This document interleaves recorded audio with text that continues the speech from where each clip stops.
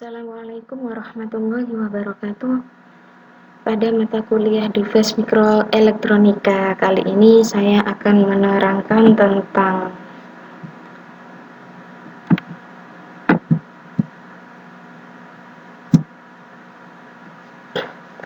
rangkaian elektronika terintegrasi kedua. Oke, pada pertemuan kemarin saya juga sudah mengirimkan materi tentang rangkaian elektronika terintegrasi. Akan tetapi pada pertemuan kali ini lebih dimatangkan, lebih mendalam penjelasan mengenai rangkaian elektronika terintegrasi. Pasti kalian masih ingat rangkaian terintegrasi itu seperti apa? Rangkaian terintegrasi atau yang disingkat dengan IC atau Integrated Circuit adalah komponen elektronika aktif yang terdiri dari gabungan ratusan, ribuan, bahkan jutaan transistor, dioda, resistor, dan kapasitor yang diintegrasikan, yang disatukan menjadi suatu rangkaian elektronika dalam sebuah kemasan kecil. Kemasannya kecil, tapi penyimpanan datanya itu bisa besar.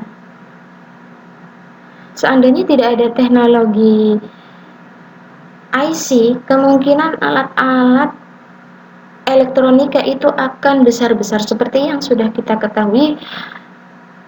Transistor yang biasa kita beli, resistor, lumayan gede, tapi karena ini diintegrasikan menjadi sebuah IC digital, maka bentuknya itu lebih diperkecil dengan ruang penyimpanan yang besar.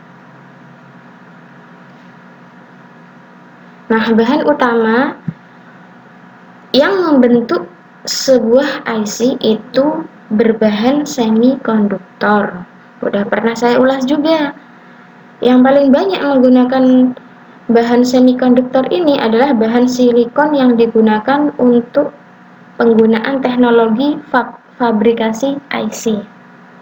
Untuk lebih mudahnya, IC itu seperti apa? IC dalam bahasa Indonesia itu bisa dikatakan sebagai rangkaian terpadu atau rangkaian yang sudah lengkap, tinggal langsung digunakan karena sudah berbentuk IC, berbentuk kemasan kecil yang sudah canggih. Nah, ini contoh dari rangkaian terintegrasi. Ini adalah IC NE555YR0620. Ini adalah IC yang cukup terkenal. Nah, bentuknya kecil, sederhana, mudah dibawa.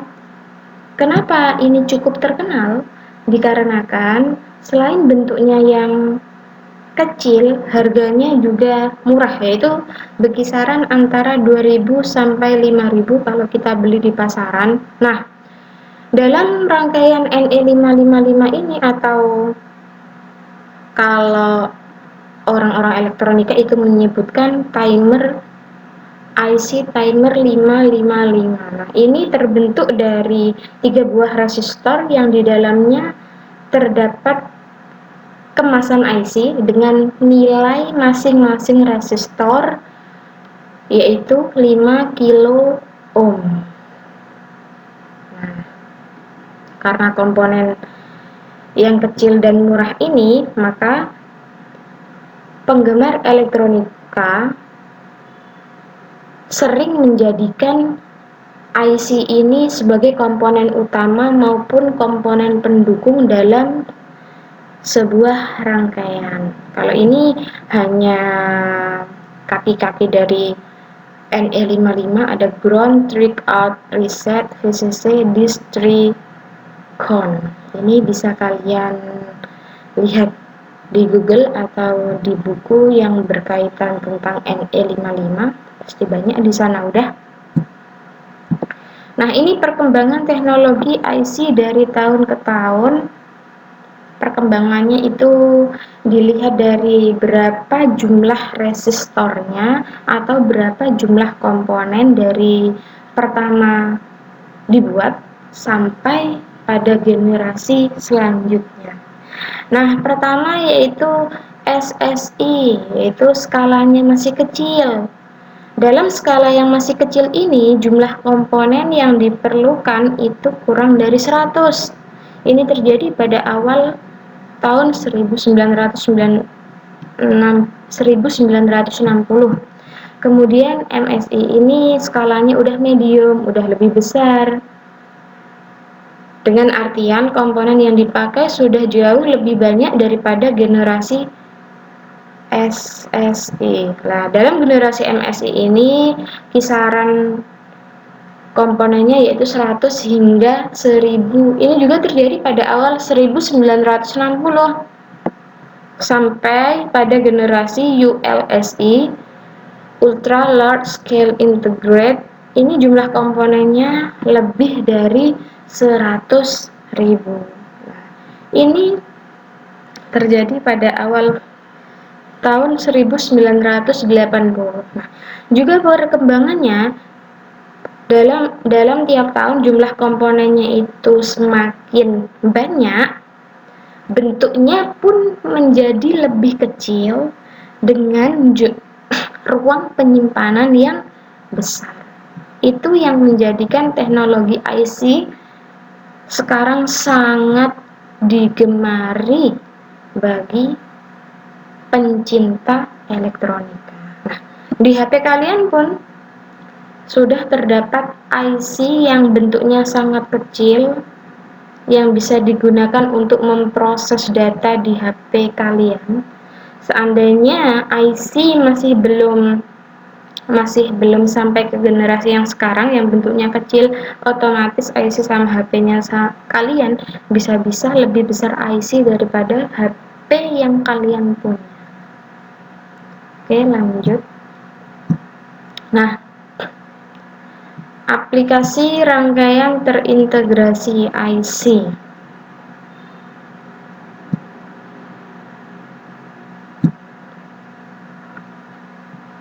Nah, ada yang namanya IC linear. IC linear ini juga dikatakan sebagai IC analog, yaitu IC yang beroperasi pada sinyal yang berbentuk gelombang kontinu, yaitu IC yang memiliki sifat analog.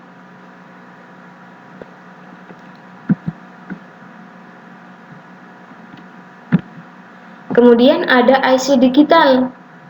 Berbeda dengan IC analog, kalau IC analog itu beroperasi pada sinyal yang berbentuk gelombang kontinu, sedangkan IC digital itu beroperasi pada sinyal digital. Biasanya ditandai antara input dan outputnya itu hanya memiliki dua level, yaitu tinggi dan rendah. Kalau kita analogikan dalam bilangan biner itu hanya memiliki nilai 0 dan 1. Kalau hanya memiliki nilai 0 dan 1 atau tinggi dan rendah, bisa dikatakan bahwa IC tersebut termasuk dalam kategori IC digital. Nah, pada IC linear atau IC digital ini memiliki beberapa fungsi umum, di antaranya yakni sebagai penguat daya atau power amplifier. Power amplifier ini berfungsi sebagai penguat sinyal audio yang pada dasarnya merupakan penguat tegangan dan arus dari sinyal audio. Jadi tujuannya itu untuk apa? Tujuannya yaitu untuk menggerakkan pengeras suara atau audio atau loudspeaker supaya pengeras dari audio itu suaranya lebih bagus. Kemudian yang kedua yaitu sebagai penguat sinyal. Kalau dalam penguat sinyal ini berarti berhubungan dengan HP atau telepon genggam. Nah, dalam dunia industri komunikasi nirkabel, Penguat sinyal ini memiliki fungsi untuk meningkatkan daya tangkap sinyal telepon genggam yang ada dalam suatu wilayah. Kemudian penguat operasional atau operational amplifier ini digunakan untuk penguat dalam sebuah rangkaian-rangkaian elektronika. Selanjutnya yaitu sebagai penguat sinyal mikro. Nah, dalam sinyal mikro ini biasanya digunakan pada sinyal ultraviolet.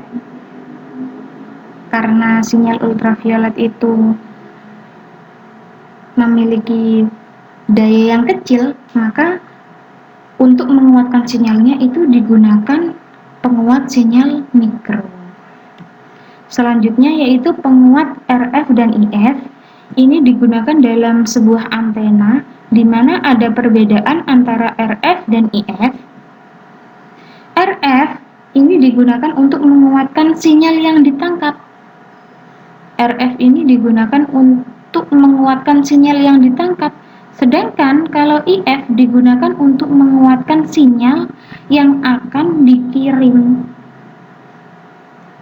RF untuk menguatkan sinyal yang akan ditangkap, sedangkan IF digunakan untuk menguatkan sinyal yang akan dikirim. Oke, selanjutnya yaitu voltage comparator. IC ketika berfungsi sebagai voltage comparator. Komparator berarti mengkomparasikan atau membandingkan, yaitu bertujuan untuk membandingkan tegangan positif dengan tegangan negatif. Kemudian multiplier ini memiliki fungsi untuk mengalihkan dua buah bilangan biner atau lebih. Kemudian sebagai penerima frekuensi radio, berarti untuk peningkatan frekuensi yang ada di radio ya. Selanjutnya yaitu regulator tegangan atau regulasi tegangan atau voltage regulator, yaitu untuk mengatur tegangan yang keluar dari sebuah catu daya karena efek dari naik atau turunnya tegangan yang tidak mempengaruhi tegangan daya. Intinya untuk apa? Intinya supaya tegangan itu lebih stabil dengan adanya regulator tegangan. Oke, selanjutnya yakni IC digital seperti halnya IC linear atau analog yang memiliki beberapa fungsi. IC digital juga memiliki beberapa fungsi. Kalau analog itu berarti sinyal yang memiliki frekuensi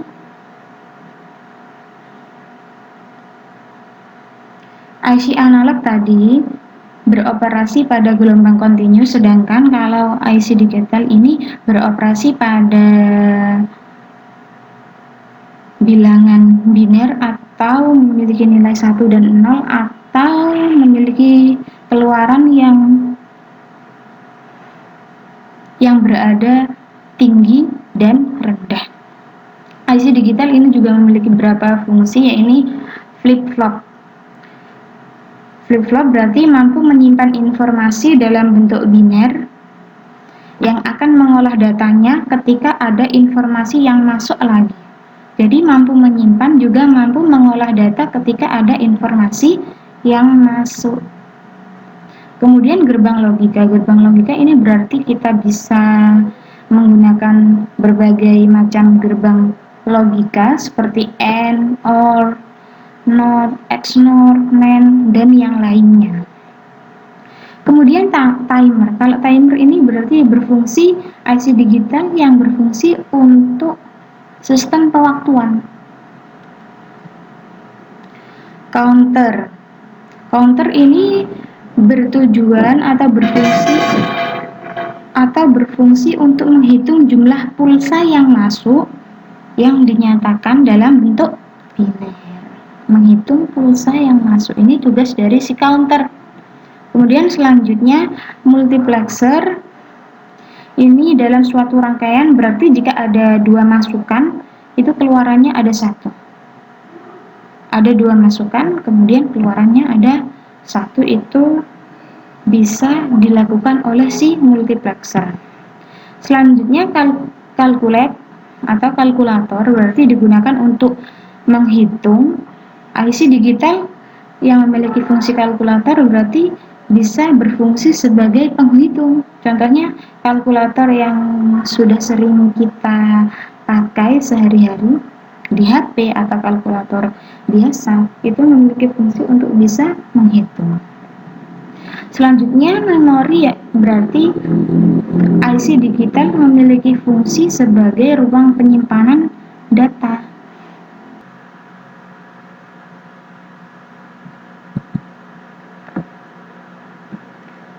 Klasifikasi rangkaian terintegrasi berdasarkan fungsinya ada 3.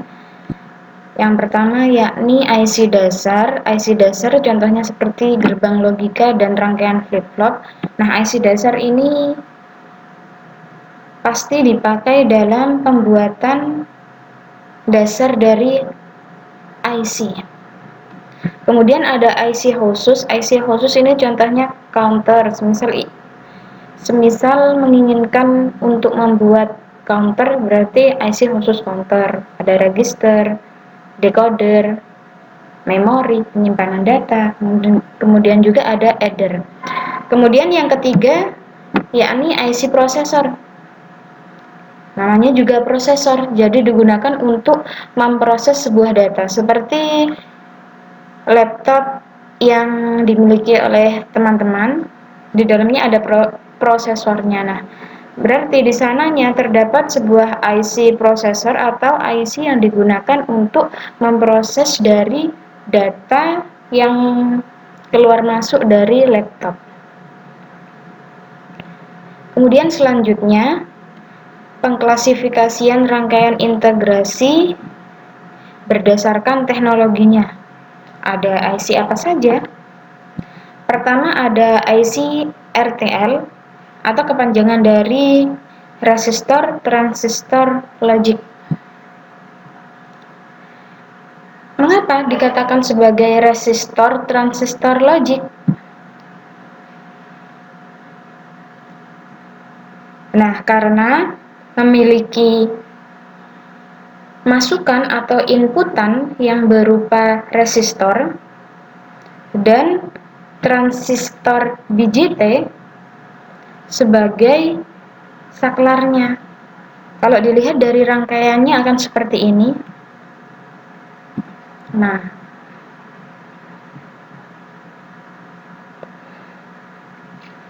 resistor sebagai inputannya, kemudian transistor, ada transistor beberapa, ini sebagai piranti saklarnya. Ini termasuk dalam kategori rangkaian gerbang NOR RTL yang masih dasar. Ini merupakan contoh rangkaian NOR RTL yang digunakan untuk membuat komputer pengendali. Ini model rangkaian dasarnya. Lanjut ya. Kemudian ada apa lagi? Yaitu ada DTL atau Diode Transistor Logic. Nah, sebagai halnya juga RTL,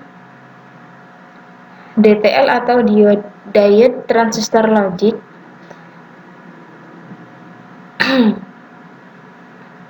yang terdiri dari, di dalam rangkaiannya terdiri dari dioda, resistor, dan transistor.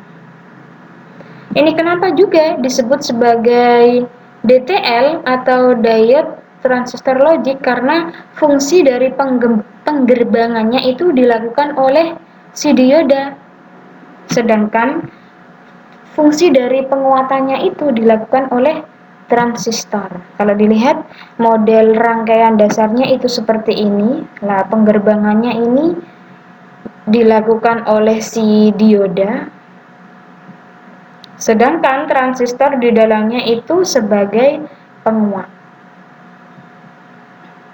Oke, lanjut. Kemudian yang terakhir itu ada TTL. atau transistor logik. Nah, kenapa dikatakan sebagai transistor logik? Karena fungsi penggerbangannya itu semuanya dilakukan oleh transistor. Nah, dalam transistor logik ini memiliki rangkaian dasar NAND. Banyak menggunakan IC bipolar, yaitu menggunakan transistor PNP dan NPN. Kemudian dalam segi kapasitasinya itu menggunakan SSI dan MSI, yaitu generasi pertama sama generasi kedua. Kemudian bekerja pada suhu 0 sampai 70 derajat Celcius. Nah, ini berdasarkan teknologinya tadi, yang contoh dari TTL. Contoh dari TTL ini ada beberapa. Ada yang tipe 7400, ini menggunakan gerbang NAND 2, masukan rangkapnya ada 4.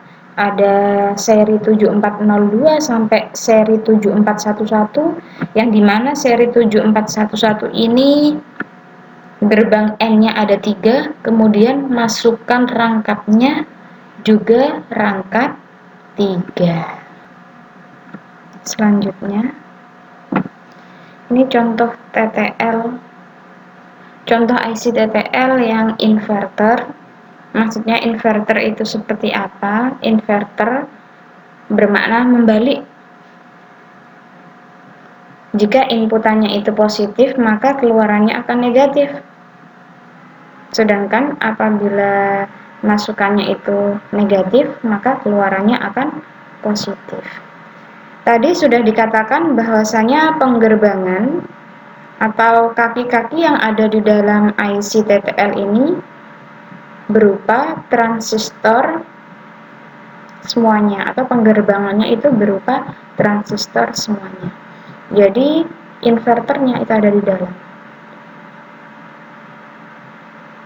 Ini bentuk dari IC yang inverter, TTL yang inverter. Kemudian ini contoh yang gerbang N. Ini gambar dari gerbang N-nya. Ini tabel kebenaran dari gerbang N. Apabila inputannya itu 1 dan 1, maka keluarannya akan 1. Selain itu, keluarannya akan 0. Ini gambar IC TTL yang gerbang AN, gerbang N. Lanjut, ini yang gerbang OR. Bisa dilihat gambar gerbang ON, dan kemudian ini tabel kebenarannya. Tabel kebenaran dari gerbang logika OR, apabila A dan B inputan itu bernilai 0, maka hasilnya akan 0. Selain itu bernilai 1 semua. Lanjut. Kemudian ini gerbang NAND atau singkatan dari NOT N. Gerbang NOT N ini berawal dari gerbang N yang kemudian dikasih NOT. Atau lebih jelasnya seperti ini, yang awalnya gerbang N ditambah dengan gerbang NOT. Kalau gerbang N, jika inputannya A dan B itu satu-satu, maka akan bernilai 1. Karena ini gerbang NAND atau NOT N, maka kebalikannya. Apabila inputan 1, maka outputannya akan bernilai 0. Ini gambar dari TTL yang berupa gerbang NAND. Kalau ini gerbang NOR atau NOT OR. Ini rangkaian dari NOT OR. Ini OR-nya, kemudian ini NOT-nya. Jika dijabarkan akan menjadi seperti ini. Dan ini adalah tabel kebenaran dari NOT OR. Kalau OR sendiri, apabila masukkan A dan B itu 0, maka akan bernilai 0. Karena ini not OR, maka akan kebalikannya. Jika inputan A dan B itu 0, maka akan bernilai 1. Ini contoh dari gerbang XOR. Nah, ini bentuk gambar dari gerbang logika XOR. Tabel kebenaran dari gerbang logika XOR ini apabila inputan dari A dan B itu sama, maka akan bernilai 0. A dan B sama, seperti ini 1, 1, maka akan bernilai 0, dan ini 0, 0, maka akan bernilai 0. Dan ini adalah gambar IC TTL yang menggunakan gerbang XOR. Cukup sampai di sini materi mengenai rangkaian elektronika terintegrasi. Bila dari teman-teman ada hal-hal yang kurang difahami atau mau ditanyakan, boleh ditanyakan lewat kolom komentar atau langsung PM ke WA saya. Jangan lupa juga untuk like, comment, share, dan subscribe channel Electrical Engineering. Terima kasih. Assalamualaikum warahmatullahi wabarakatuh.